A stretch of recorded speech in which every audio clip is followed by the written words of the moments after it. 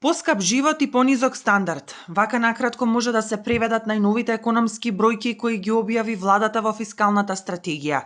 Иако првичните ветувања беа дека забрзан раст на инфлацијата е минато, новите ревидирани прогнози покажуваат дека ценовниот шок ќе продолжи да ја јаде куповната моќ, со оглед на тоа дека наместо првично планираните 3,8% раст на БДП, сега владините проекции покажуваат 3,5%, како и кај инфлацијата дека наместо 2,5 ќе биде 4,5%, што е поголема и од прогнозите на Народната банка.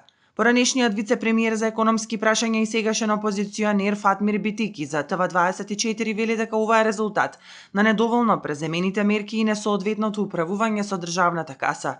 Според Битики загрижуваат и бројките од финансии, според кои за само 3 месеци 2/3 од планираниот буџетски дефицит за годинава е исполнет. Ребалансот сигурно ќе дојде многу брзо, затоа што состојбите не се воопшто добри. Ако денеска ги погледнете податоците за приходите и расходите на буџетот, дефицитот во овој момент е над 5%,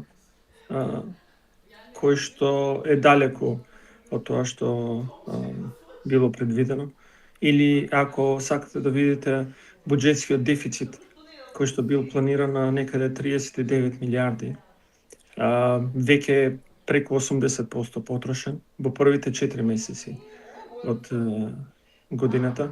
И тоа ќе значи дека ќе имаме зголемување на дефицит. Ние ќе инсистираме дека секој едно зголемување на дефицит мора да се врати кај граѓаните. Во стратегијата стои дека овие бројки воглавно се резултат на неизвестноста и ограничувањата кои произлегуваат од конфликтите и геополитичките тензии кои негативно се одразуваат врз глобалната економска активност, но носат со себе ризик да го попречат снабдувањето со енергенси, примарни продукти како и да донесат помал извоз на домашните компании. Основното макроекономско сценарио е придружено со изразени ризици кои се оценуваат како надолни во однос на проектираниот економски раст.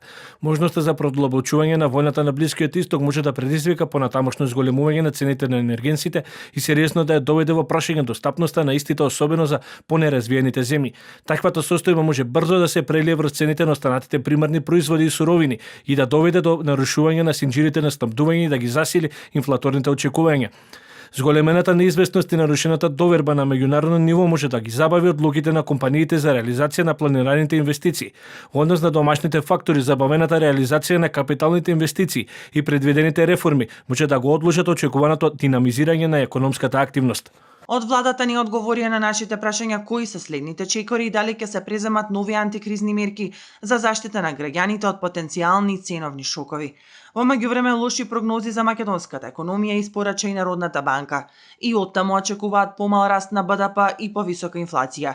Статистика пак за април измери инфлација од 5,7% во однос на лани.